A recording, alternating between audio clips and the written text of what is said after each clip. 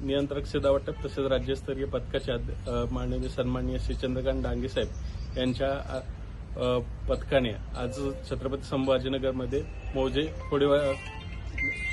खोसेवाडी शिवारामध्ये कारवाई केली असता 2 गॅसचे टँकरचे कॅप्सूल आम्हाला इथं मिळाले आणि ते अवैधरित्या या सिलेंडरमध्ये भरले जात होते। त्याच्यामध्ये काही व्यावसायिक सिलेंडर होते जे 26 टोटल आम्हाला सिलेंडर मिळाले।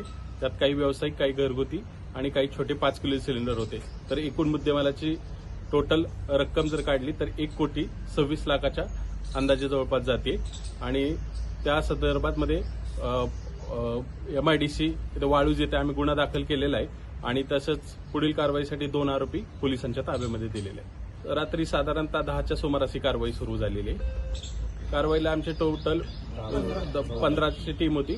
आमच्याकडचे जे नियंत्रक शिधा वाटप यंत्रणेचे 12 ते 13 लोक आम्ही सगळे टोटल अधिकारी आणि कर्मचारी आणि बाकीचे आम्हाला सहाय्य करण्यासाठी आलेले स्थानिक जिल्हा पुरवठा अधिकारी विभागाचे अधिकारी आमच्यासोबत होते।